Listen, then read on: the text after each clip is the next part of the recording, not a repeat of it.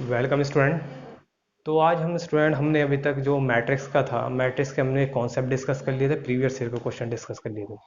लेकिन अब एक हमारा कॉन्सेप्ट डिस्कस करने से रह गया था। उस कॉन्सेप्ट को आज हम डिस्कस करने जा रहे हैं, ठीक है। तो कॉन्सेप्ट है ऑर्थोगोनल मैट्रिक्स। अब ये ऑर्थोगोनल मैट्रिक्स हमको डिस्कस इसलिए करना पड़ रहा है क्योंकि 2019 में इससे दो क्वेश्चन आए हैं, ठीक है। 2019 में दो क्वेश्चन इसके आए हैं, ठीक है। कॉन्सेप्ट बहुत सिंपल सा है, ठीक है। आपको देखने में, आपको समझने में बहुत आसान लगेगा। तो हम देखो डिस्कस करते हैं ऑर्थोगोनल मैट्रिक्स क्या होता है। तो देखो, लिखना square matrix is orthogonal such that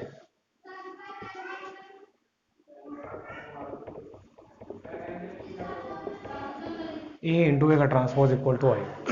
अब कोई स्क्वायर मैट्रिक्स आपकी इस तरीके से है जिसमें ए इंटू उसके ट्रांसपोज का मल्टीप्लिकेशन आइडेंटिटी मैट्रिक्स के बराबर आ जाए, तो वो आपका ऑर्थोगोनल मैट्रिक्स होता है। ये तो पहली बात है जो आपको ध्यान रखनी है, ठीक है। क्लियर है, ये आपको ध्यान रखनी है बात। ठीक है। अब देखो, ये हमारे पास मैट्रिक्स है जिसका मतलब जिसका ट्रांसपोज का मल्टीप्लिकेशन अगर आई के बराबर है तो वो आपका ऑर्थोगोनल होगा। अब इसमें एक चीज़ और है। अगर मैं एक काम क्या करता हूँ, इससे एक रिजल्ट अभी एक तो रिजल्ट ये ध्यान रखना है कि ऑर्थोगोनल मैट्रिक्स के लिए ये कंडीशन सेटिफाई मतलब फुलफिल होनी चाहिए। दूसरी कंडीशन ये है कि अगर मैं इस मैट्रिक्स के अंदर ए इनवर्स से मैंने मल्टीप्लाई कर दिया दोनों साइड, प्री पोजिशन पे मैंने मल्टीप्लाई कर दिया, ठीक है। तो देखो, ए इनवर्स और ए, ये तो आपका आई बन जाएगा, यू नो दैट, ठीक है, ये आप जानते हो बात। अब ए इनवर्स, ए इनवर्स जो होता है आपका, इनवर्स जो होता है कोई मैट्रिक्स ही, एक मैट्रिक्स ही होती है। उस मैट्रिक्स अगर हम आइडेंटिटी मैट्रिक्स से मल्टीप्लाई कर देते हैं तो वो आपका ए इनवर्स ही आएगा। यहाँ पर आपका ए इनवर्स आ गया, ठीक है। अब ए ट्रांसपोज का ये भी एक मैट्रिक्स है, ठीक है। मतलब ए ट्रांसपोज एक मैट्रिक्स है, उसका आइडेंटिटी से मल्टीप्लाई करेंगे तो कितना आएगा, आपका ए ट्रांसपोज आ जाएगा। तो इसका मतलब एक रिजल्ट निकल कर आया, अगर कोई मैट्रिक्स आपकी ऑर्थोगोनल है तो उसका ट्रांसपोज के इनवर्स के बराबर होता है, ठीक है। इसका बहुत बहुत बढ़िया बेनिफिट आपको देखने को मिलेगा। कभी कभी क्या होता है, आपसे आपको कोई मैट्रिक्स दे दी, बहुत बहुत कॉम्प्लिकेटेड से आपको कोई मैट्रिक्स दे दी।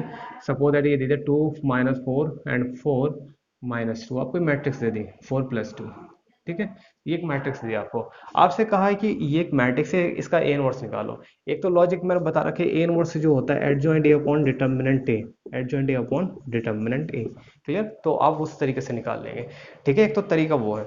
लेकिन अगर आपको पता है कि अगर आप ये पता लगा लो कि ये मैट्रिक्स ऑर्थोगोनल है, तो आप क्या कहोगे, क्या बोलते हैं ये इसका, हम सिंपली ए इनवर्स से जो निकाल लेंगे, ए का ट्रांसपोज निकाल लेंगे, वही आपका ऑर्थो मतलब इनवर्स हो जाएगा। यानी सिंपल आप ए इनवर्स क्या होगा, 2 4 एंड -4 2। क्लियर।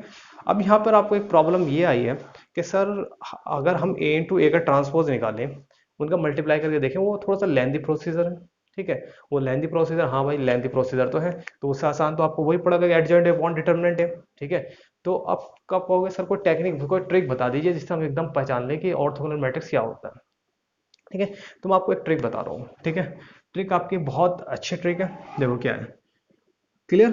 अगर आप क्या करो, जो भी आपकी रो या कॉलम है, जो भी मैट्रिक्स दे रखी है, उसकी रो और मैट रो को पहले जैसे आपके पास सपोज दैट ये 2x2 की मैट्रिक्स है, तो इसका R1 मैट्रिक्स का R2 से मल्टीप्लाई करो। यानी इसका मतलब ये है कि आप इसका मल्टीप्लाई, इसका एलिमेंट का मल्टीप्लाई करो, और वो जो उनका मल्टीप्लिकेशन का सम आना चाहिए, जीरो का बराबर आना चाहिए। जैसे हमने इसका मल्टीप्लाई किया 2 × -4 + 4 × 2, तो कितना आ गया, -8 + 8, दैट इज 0। तो अगर इन आपको इस तरह मल्टीप्लाई चाहे कॉलम की कर लो, ठीक है, चाहे कॉलम की कर लो, ये बेसिकली हमने कॉलम का किया है, सॉरी, है ना, हमने रो का नहीं कॉलम का किया है, ये C1 C2। तो आपका क्या आएगा, तो उनका अगर सम जीरो आ जाता है तो आपको ऑर्थोगोनल मैट्रिक्स है। आप रो में भी चेक कर सकते हो, R1 और R2 को चेक कर लीजिए। 2 × 4 - 4 × 2, दैट इज 0। तो आपका इसका मतलब ये भी कैसी मैट्रिक्स होगी, आपकी ऑर्थोगोनल मैट्रिक्स होगी। जब आपको पता चल जाता है कि मैट्रिक्स ऑर्थोगोनल है, तो ये इनवर्स सिंपल है कि ट्रांसपोज, क्योंकि ट्रांसपोज निकालना आपके लिए कंपैरेटिवली बहुत आसान होता है, ठीक है। कैसे निकालते हैं आपको पता होगा, ठीक है। तो आप ये हमारा ये कॉन्सेप्ट हो गया कि ऑर्थोगोनल मैट्रिक्स क्या होता है, ठीक है। ये सिंपल टेक्निक है। तो मैंने ट्रिक जो बताई है आपको, ये पूरे यूट्यूब पर आप देख लेना, कहीं ये ट्रिक नहीं मिलेगी, आई विल गारंटेड दैट, ठीक है, नहीं मिलेगी आपको, ठीक। अब देखते हैं हम, प्रॉपर्टीज देखते हैं कुछ, ठीक है। कुछ प्रॉपर्टीज हैं। पहली प्रॉपर्टीज ऑर्थोगोनल मैट्रिक्स की, पहली प्रॉपर्टीज पहली तो यही बात है कि अगर कोई मैट्रिक्स ऑर्थोगोनल है तो ए इंटू ए का ट्रांसपोज या ए का ट्रांसपोज इंटू ए, ये आपका आइडेंटिटी मैट्रिक्स के बराबर हुआ। ठीक है, पहली।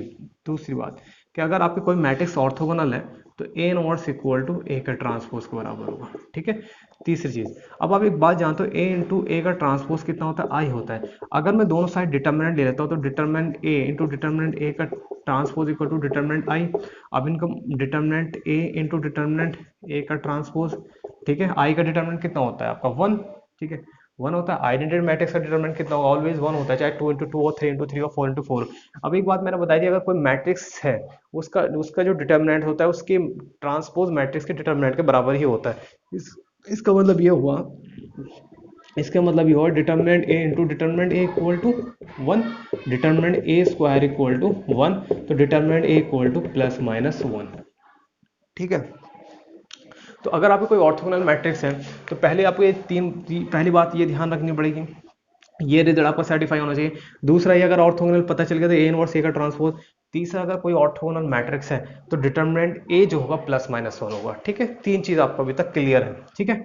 अब चौथी इंपॉर्टेंट बात, ठीक है, चौथी इंपॉर्टेंट बात क्लियर है, नोट डाउन, आप स्क्रीनशॉट ले सकते हैं ना।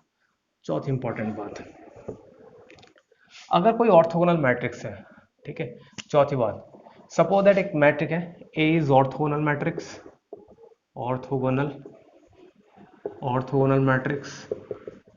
तो अब जैसे एक मेरे को मैट्रिक्स दे रखी है ए माइनस ए, ठीक है, माइनस ए इंटू ए।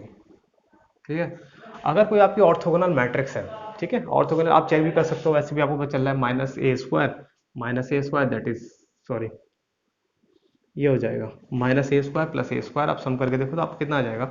आपके पास ये सिंबल जीरो आ जाएगा, तो आपका ऑर्थोगोनल मैट्रिक्स है। तो अगर आपकी कोई ऑर्थोगोनल मैट्रिक्स होती है तो ध्यान रखना, किसी भी रो, किसी भी कॉलम के एलिमेंट का स्क्वायर वन के बराबर होता है। यानी इसका मतलब A square plus A square equal to one. ठीक है, या कोई भी कॉलम ले लीजिए, ये को आपने कॉलम ले ली तो किसी भी कॉलम के स्क्वायर का सम इक्वल टू वन, या किसी भी row A square plus minus A square equal to one. ठीक है, कोई सी भी रो लीजिए, कोई सी भी कॉलम होनी चाहिए, आपको बराबर पता होना चाहिए कि जितने भी एलिमेंट है उनका स्क्वायर का जो सम होता है, ठीक है, वो क्या होता है? वन के बराबर होता है। ठीक है, तो ये अभी तक ये स्क्वायर मैट्रिक्स में चार बात आपको ये ध्यान रखनी है, और जो स्टार्टिंग में बताया वो ध्यान रखना है, तो आपका ऑर्थोगोनल मैट्रिक्स का क्वेश्चन नहीं रुकने वाला। ठीक है, तो आप इसे नोट कीजिए। ठीक है, तो देखो भाई ये क्वेश्चन है आपका जो आई आई टी मेंस में आया है 2019 में आया था, क्वेश्चन ऑर्थोगोनल मैट्रिक्स में। आपको कह रखा है एक मैट्रिक्स ए दे रखी है, आपको बोल रखा है ए इंटू ए का ट्रांसपोज है आई आई आई क्यूब आई थ्री का मतलब ये थर्ड ऑर्डर का आइडेंटिटी मैट्रिक्स। ठीक है, थर्ड ऑर्डर का आइडेंटिटी मैट्रिक्स। तो ठीक है, तो जब आपको ये दे रखा है ए इंटू ए का transpose equal to I three दे रखा है, तो आपको क्लियरली पता चल गया कि ये ऑर्थोगोनल मैट्रिक्स है। जब ये ऑर्थोगोनल मैट्रिक्स है तो ऑर्थोगोनल मैट्रिक्स में भी मैंने प्रॉपर्टी नंबर 4 बताई थी। अगर आपको इस तरीके से ए माइनस प्लस ए इंटू ए, मैंने बात बताई थी कि इनका किसी भी कॉलम का स्क्वायर का जो सम होता है वो कितने के बराबर होता है? वन के बराबर होता है, लास्ट में बताया था। ठीक है, तो इसी तरीके से इसमें है, जब आपको ये ऑर्थोगोनल मैट्रिक्स है तो आपका किसी भी इसका हमें पी निकालना, तो पी हमें इसी कॉलम से मिलेगा। ठीक है, क्योंकि मॉड पी निकालना है, तो zero square plus P square equal to one, that is two P square equal to one, P equal to plus minus one upon root two. ठीक है, हमारा आगे पी की वैल्यू आई, लेकिन हमें मॉड पी की वैल्यू निकालनी है, तो मॉड पी में ओनली पॉजिटिव वैल्यू कंसिडर की जाती है। मॉड का काम ही होता है निगेटिव को पॉजिटिव बनाना, तो इसका मतलब मॉड पी आपका कितना होगा? One upon root two. तो ऑप्शन नंबर ए सही हो जाएगा। ठीक है, तो ये 2019 में क्वेश्चन आया था, बहुत सिंपल सा क्वेश्चन था, नोट इट डाउन प्लीज। देखिए ये क्वेश्चन है आपका जो आईआईटी मेंस में 2019 में ये क्वेश्चन आया था। आपसे पूछा था कि एक मैट्रिक्स दे रखी थी A equal to cos theta, ठीक है, minus sine theta cos theta, then आपसे पूछा था ए की पावर माइनस 50 की वैल्यू बताइए क्या होगा।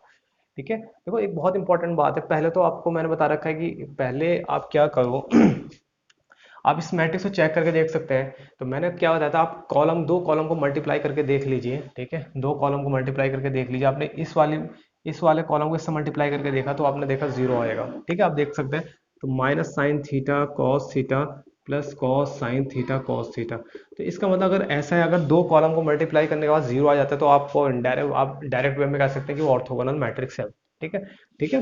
लेकिन एक तरीका क्या है आपको, एक तो ये तरीका है सिंपल तरीका जिससे आपने एकदम पहचान लिया, वरना एक तरीका है क्या होता है, ए इन टू ए का ट्रांसपोज इक्वल टू आई। अगर ऐसा आ रहा है तो आप क्या देंगे, देखो cos theta minus sine theta and sign theta cos theta, clear. ठीक है। एंड ये आपका हो गया ए का transpose, that is cos theta sine theta and minus sine theta cos theta. ठीक है। तो आप इनको मल्टीप्लाई करके देखिए, तो मल्टीप्लाई करेंगे जब आप, cos square theta plus sine square theta, ठीक है, cos square theta plus sine square theta cos theta sine theta minus sine theta cos theta zero आ जाएगा। यहाँ पे भी sine theta cos theta minus cos theta sine theta zero आ जाएगा। और ये भी साइन स्क्वायर थीटा प्लस का कॉस स्क्वायर थीटा। ठीक है। तो इसका मतलब आपकी कैसी मैट्रिक्स आ गई, 1001। फिर sign square theta plus cos square theta कितना होता है, 1 होता है। इसका मतलब भी आपकी कैसी मैट्रिक्स है, ये मैट्रिक्स जो होगी आपकी ऑर्थोगोनल मैट्रिक्स होगी। वरना मैंने डायरेक्ट वे में बता रखी, दो कॉलम को मल्टीप्लाई करके देख लीजिए, रो को नहीं देखना, हमेशा कॉलम को देखना है। ठीक है। तो कॉलम को आपने मल्टीप्लाई करके देखा, अगर वो सम जीरो के बराबर आ जाता है तो वो आपके ऑर्थोगोनल मैट्रिक्स होगी। अब आपको अगर सर इसमें ऑर्थोगोनल से क्या फायदा हो रहा है हमें, ठीक है, सही बात है, क्या हमें क्या फायदा है।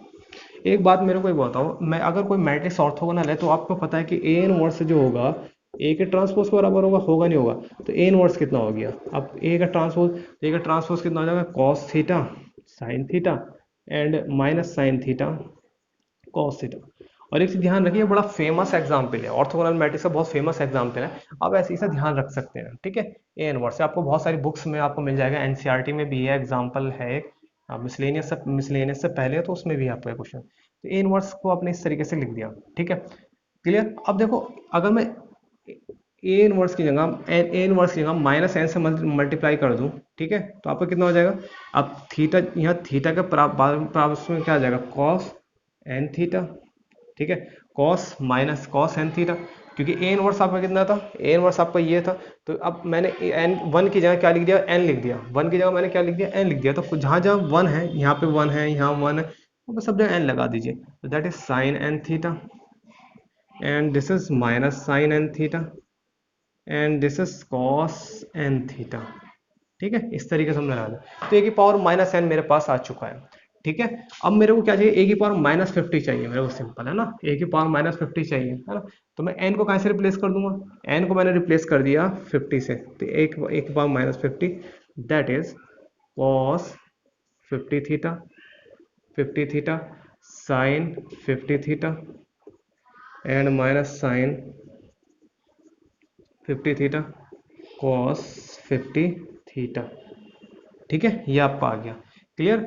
अब आप क्या करोगे, अब थीटा की जगह आप थीटा को कहाँ से रिप्लेस कर दो, थीटा की वैल्यू दे रखी है, थीटा की वैल्यू आपको दे रखी है कितनी, कॉस पाई बाई 12 दे रखी है, तो 50 pi by 12 sine 50 pi by 12 and minus sine 50 pi by 12 and cos 50 pi by 12। ठीक है। ये आपका इस तरीके से हो गया। ठीक। अब इसे आप काट दीजिए, कितने कितने से कटेगा आपका, 2 से काट दीजिए ना, 2 से आपने काटा तो कितना हो गया, कॉस ए की पावर माइनस 50 हो गया, कॉस 25 पाई बाई 6। ठीक है। Cos 25 sine 25 pi by 6 and minus का साइन 25 पाई बाई 6। ठीक है। And cos 25 pi by 6। ठीक है। आपने इस तरीके से निकाल लिया। ठीक है। अब आप देखिए, अब cos 25 पाई बाई 6 की वैल्यू, 25 पाई बाई 6 की वैल्यू हम कैसे निकालेंगे, sin 25 पाई बाई 6 की वैल्यू कैसे निकालेंगे। देखो, अभी तक हमने ए की पावर माइनस 50 इस तरीके से निकाल लिया है ना, थीटा की वैल्यू ने पाई बाई 12 रख दी, तो हमारे पास ए की पावर माइनस 50 आ गया। अब हमारे सामने चैलेंज आता है कि यार ये एंगल की वैल्यू कैसे निकालें, है ना। अब चैलेंज हमारे सामने ही है। तो देखो, एक अब हम समझते हैं इसे, ट्रिग्नोमेट्री अगर आपको बेसिक नॉलेज है तो निकल जाएगा। देखो, एक बात सुनो, इसका मतलब ये है कॉस 25 पाई बाई 6, यानी 25 इंटू पाई बाई 6। अब पाई बाई 6 आपको पता है कितना होता है, 30 डिग्री होता है। ठीक है।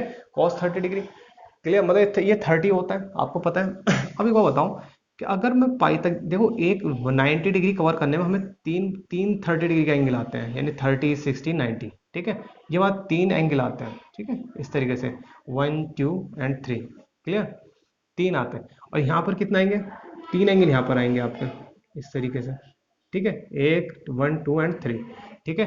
तो यानी अगर 180 तक जाते हो तो आपको कितने टोटल एंगल मिलेंगे, 6 एंगल मिलेंगे 30 डिग्री के। और यहाँ पर आपको कितने मिलेंगे, यहाँ पर आपको मिलेंगे, ठीक है, 9। और यहाँ पर आपको मिल जाएंगे, कितने एंगल मिल जाएंगे आपको, यहाँ मिल जाएंगे 12। यानी 360 डिग्री के अंदर आपके 30 डिग्री के जो एंगल आएंगे, कितना आएंगे, 12 एंगल आएंगे आपके, ठीक है। तो अगर आप एक चक्कर लगाते हैं तो आपके पास कितने एंगल आ गए, 12 पाई बाई 6 के एंगल आपने कवर कर दिए। अब आपने एक चक्कर और लगाया, तो आपने क्या करा, आपने 24 पाई बाई 6 के एंगल कवर कर दिए। अब आपको 25 पाई बाई 6 के एंगल निकालने, तो इसका मतलब ये जो एंगल आपको, ये जो एंगल आएगा इधर आएगा आपका, ठीक है, दो चक्कर मारने के बाद आपका एंगल ही आएगा। यानी बिल्कुल जो cos 30 की वैल्यू होती है, जो sin 30 की वैल्यू वही होगी, ठीक है, जो आपकी cos 30 और sin 30 की वैल्यू होगी, बस सिंपल आपको वो लिखनी है, बात समझ में है ना। तो अब अगर कभी भी आपको इस तरीके से है, तो आप ऐसे ऐसे करके एनालाइज कर सकते हैं कि कैसे कैसे एंगल आपके आ सकता है। तो cos पाई बाई 6 यानी cos 30, ये सिंपल cos 30 के बराबर है। तो cos 30 कितना होता है, √3/2। एंड माइनस का साइन 30 कितना होता है, 1/2। एंड साइन कितना, 1/2। एंड cos 30 कितना होता है, 1√3/2। क्लियर। तो अब इस तरीके से एंगल निकाल सकते हैं। तो माइट भी आपका ऑप्शन नंबर आपका कौन सही है, ऑप्शन नंबर फर्स्ट सही, ऑप्शन नंबर ए आपका इसका सही आंसर है, ठीक है। तो ये फ्रेंड्स ऑर्थोगोनल मैट्रिक्स बारे में पूरा हमने डिस्कस किया है, ठीक है। होप ये आपको बहुत पसंद आएगा, ठीक है। और आप इस चैनल पर बने रहिए और चैनल को सब्सक्राइब करें और लाइक करें। वीडियोस हमने पूरा मैट्रिक्स डिस्कस कर लिया है ना, तो मैट्रिक्स देखें आप, इसमें आईआईटी एडवांस क्वेश्चन भी कुछ हमने डिस्कस करें, ठीक है। और अब हम नेक्स्ट चैप्टर जो स्टार्ट करेंगे वो करेंगे हम डिटर्मिनेंट्स, ठीक है। तो वीडियो देखने के लिए बहुत बहुत धन्यवाद। Thank you very much.